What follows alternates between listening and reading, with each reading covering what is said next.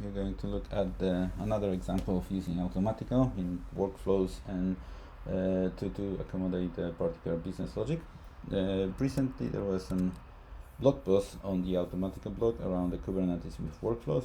Is it a good fit or not? So today I would like to give you a quick run through example inspired by the MySQL operator from the Java Operator SDK.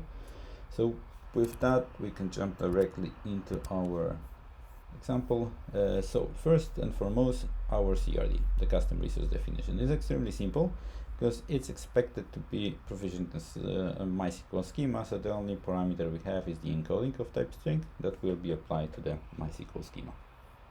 So very simple. We have an object that represents our schema, MySQL schema, that is a custom resource and a namespace one. Plus it has the specification which reference our encoding, so this is the only element of our spec. And the last but not least, we have the schema status, where we want to publish information about the operator's work, meaning provisioning the schema. So what's the URL, its status, is it successful or not, username and secret name, which will hold our password to the schema. With that in mind, we can take a quick look at the workflow itself. So workflow represents our entire logic behind the operator for provisioning the schema. So we have three entry points. First is when the new custom resource is created, when it's updated, and when it's deleted. So when we look at what happens when we create a custom resource, we log the information, but then we're trying to create a schema. And schema creation is based on a service task. Service task means that it will perform an operation. An operation might exist in either our project, or it might be referenced from, for instance, the Automatiko services that are provided. So in case of creating the schema, we have our custom schema service for MySQL, where we simply use the JDBC API to create schema. So we can verify if it exists. If it doesn't exist, then we create a user, grant roles, and so on and so forth. This is like a simple CDI bin that can be automatically used within our workflow. So if we look at the definition of our service task, we simply reference MySQL services and the create schema operation.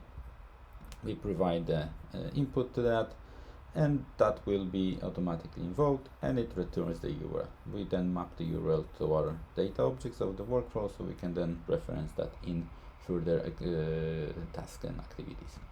Similar here, we have the create service that is referencing a built-in service out of Automatiko, which is the secret operations that allows us to create a secret. With the creation of the schema, there might be issues with either our spec definition, meaning that we use an encoding that is invalid. Then we can capture that information as an error, and then we have an error defined here. So when we look at the error itself, it has an error code. So this is what the service should throw when it's actually encountering issues. Plus, we have the retry mechanism. So if it's an error that could be because of the network, or maybe the database is not yet fully up and running, so we can automatically use the retry mechanism, and we will retry at most 4 times every 20 seconds. And if at any point in time during those retries we succeed with the operation, it will continue the regular flow of activities, meaning it will go to create secret task. If all the attempts of the retry are failed, and we go to the exception path and we update the schema, so the Kubernetes cluster has the up-to-date information based on the information from the operator. Similar thing happens here for operations or events when we get the updates of the our custom resource. Plus, we have the same additional logic for dealing with the delete operation.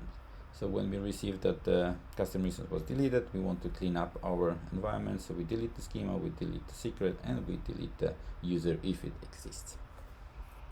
One additional thing worth mentioning is that we have the decision logic here, or we have the decision logic here as well, that will simply use another mechanism out of Automatiko, which are functions, and those are like a complex snippets of code that would need to be invoked to take a particular decision. So in this case, we use the noSchemaFound function, and this is part of our project as well. So here, when we look at our functions, we have the set status, set error status, and we have the noSchemaFound. That again uses the JDBC code. Schema functions are the functions are simply by implementing the interface and making sure that the methods are public and static. That's pretty much all the requirements for functions to be able to be used in the workflows. Alright, so we have seen this, and let's take a look at the operator itself. So the deployment, so we create a schema, we create the deployments that reference our image, we expose the port, and we put the information about the MySQL database that are under control of the operator. Plus, we need to have the service account and cluster role binding to allow the operator to get access to Kubernetes API to either watch resources or update those resources as well. Alright, so without further ado, let's have a look at deploying that. So let's build an image. So this is all provided by the Automatiko, so you can simply run maven build with the profile container. It will create a container for you and automatically make it available for execution. So let's give it a few seconds. So we have it now published and it's fine. Yes, so we have it done. I'm running Minikube locally, so let's deploy that. So we have an operator. Let's apply. So we create all the resources. All right, so we have created. Let's look at the pods. Right, we have one operator. Let's see if we can just grab that. See the schema logs. Our operator logs. Yes, we have it running, and when you can take a look here, it watches only two namespaces, either MySQL schema or MySQL, and this information actually comes from the workloads as well, and it's defined here in the custom resources. So we have it here. So we specify the namespaces. It's MySQL schema. So the operator will only watch those two namespaces. We need to make sure that what we do is actually there. So let's expose this because it's a Minikube. So let's expose this over our endpoint. So let's look at what the operator gives us out of the box. So we can take a look at